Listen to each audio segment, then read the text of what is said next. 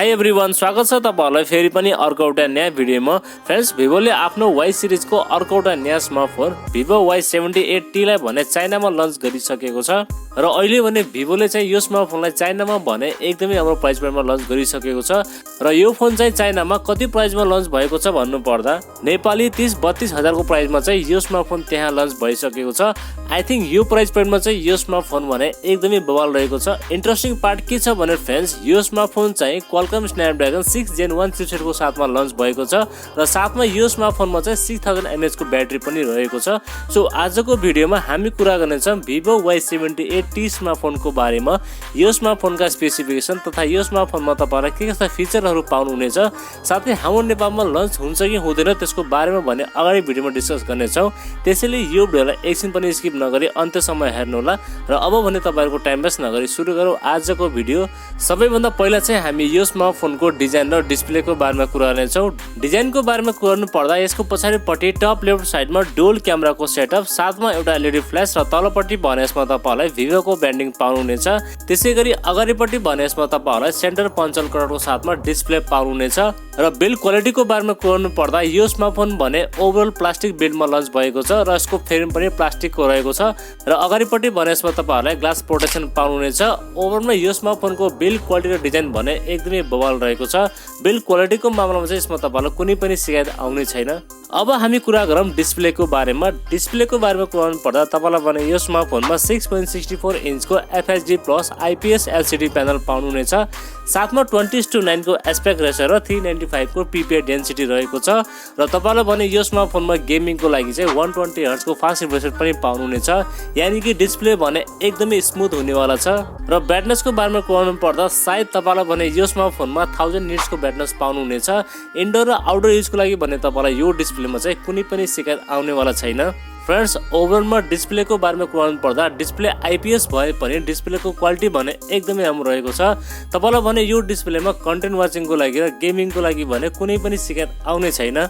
अब पर्फर्मेन्सको बारेमा कुरा गर्नु पर्दा यो स्मार्टफोन भने Qualcomm Snapdragonको 6 Gen 1 चिपसेटको साथमा लन्च भएको छ, जुन भने 4 नैनोमिटरमा बनेको चिपसेट हो, जसमा तपाईलाई हिटिङ भने एकदमै कम पाउनुहुनेछ।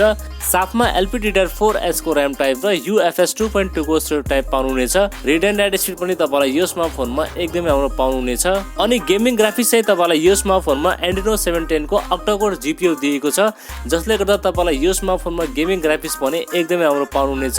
अब पर्फर्मेन्सको बारेमा कुरा गर्नु पर्दा यो चिपसेट भने नयाँ चिपसेट हो, जसको स्कोर भने करिब 5 लाख जति आउने गरेको छ, जसले गर्दा तपाईले भने यो स्मार्टफोनमा पर्फर्मेन्स चाहिँ एकदमै राम्रो पाउनुहुनेछ र गेमिङ पनि तपाईले यो स्मार्टफोनमा एकदमै राम्रो खेल्न सक्नुहुनेछ। डे टु डे युजको लागि र गेमिङको लागि भने तपाईले चाहिँ यो स्मार्टफोनमा कुनै पनि शिकायत आउने छैन। अब सफ्टवेयरको बारेमा कुरा गर्नु पर्दा तपाईलाई भने यो स्मार्टफोनमा Android 13 पाउनुहुनेछ आउट अफ द बक्स, जुन चाहिँ रन गर्नेछ Origin OS 3 मा रन गर्नेछ, जसमा तपाईलाई सफ्टवेयर एक्सपिरियन्स पनि एकदमै राम्रो पाउनुहुनेछ। अब क्यामेराको बारेमा कुरा गर्नु पर्दा तपाईलाई भने यो स्मार्टफोनमा 50 मेगापिक्सलको प्राइमेरी सेन्सर र अर्को भने 2 मेगापिक्सलको चाहिँ डेप्थ सेन्सर पाउनुहुनेछ। त्यसैगरी सेल्फी क्यामेरा चाहिँ तपाईलाई यो स्मार्टफोनमा 8 मेगापिक्सलको सेल्फी क्यामेरा सेन्सर पाउनुहुनेछ। अनि भिडियो रेकर्डिङको बारेमा कुरा गर्नु पर्दा पछाडिको क्यामेराबाट तपाईले 4K 30 fps सम्म चाहिँ भिडियो सुट गर्न सक्नुहुनेछ र सेल्फी क्यामेराबाट तपाईले 1080 को 30 fps सम्म चाहिँ भिडियो सुट गर्न सक्नुहुनेछ। आई थिंक अहिले भने तपाईलाई यो प्राइस पोइन्टमा चाहिँ यो स्मार्टफोनको क्यामेरा सेटअप भने एकदमै राम्रो पाउनुहुनेछ, किनभने तपाईलाई चाहिँ यो स्मार्टफोनमा 4K भिडियो रेकर्डिङको अप्सन पनि दिएको छ। यानी कि फोटोग्राफी र भिडियोग्राफीको लागि भने यिनी क्यामेराहरु चाहिँ एकदमै राम्रो हुनेवाला छन्। क्यामेराको मामलामा तपाईलाई यो स्मार्टफोनमा कुनै पनि शिकायत आउने छैन र ब्याट्री भने तपाईलाई यो स्मार्टफोनमा 6000 mAh को ब्याट्री पाउनुहुनेछ, जसलाई चार्ज गर्नको लागि 44 वाट को फास्ट चार्जर भने तपाईले बक्स पाउनुहुनेछ र ब्याट्री ब्याकअप पनि तपाईले यो स्मार्टफोनमा 1 या 1.5 दिनको चाहिँ मजाले पाउनुहुनेछ। ब्याट्री ब्याकअपको मामलामा तपाईले यो स्मार्टफोनमा कुनै पनि शिकायत आउने छैन। अब प्राइभेसी एन्ड सेन्सरहरुको बारेमा कुरा गर्नु पर्दा तपाईलाई भने यो स्मार्टफोनमा साइड फिंगरप्रिन्ट स्क्यानर पाउनुहुनेछ, फेस अनलक पनि पाउनुहुनेछ, चार्जिङको लागि टाइप सी पोर्ट, साथमा 3.5mm ज्याक पनि पाउनुहुनेछ र स्पिकरको बारेमा कुरा गर्नु पर्दा तपाईलाई भने यो स्मार्टफोनमा सिंगल स्पिकर दिएको छ, जसको क्वालिटी भने एकदमै राम्रो रहेको छ। बाकी सबै बेसिक सेन्सरहरु तपाईले यो स्मार्टफोनमा पाउनुहुनेछ। सेन्सरको मामलामा तपाईलाई यो स्मार्टफोनमा कुनै पनि शिकायत आउने छैन। फ्रेन्ड्स अब भने कुरा गरौँ यो स्मार्टफोनको नेपाली एक्सपेक्ट प्राइसको बारेमा। मलाई जहाँसम्म लाग्छ यो स्मार्टफोन चाहिँ हाम्रो नेपालमा 30 देखि 32 हजारको बिचमा आउनेछ। यदि यो प्राइस पोइन्टमा चाहिँ यो स्मार्टफोन नेपालमा आउँछ भने एकदमै असम स्मार्टफोन हुनेवाला छ, किनभने तपाईँलाई चाहिँ यो स्मार्टफोनमा पर्फर्मेन्स, क्यामेरा सेटअप र ब्याट्री ब्याकअप चाहिँ एकदमै राम्रो पाउनुहुनेछ।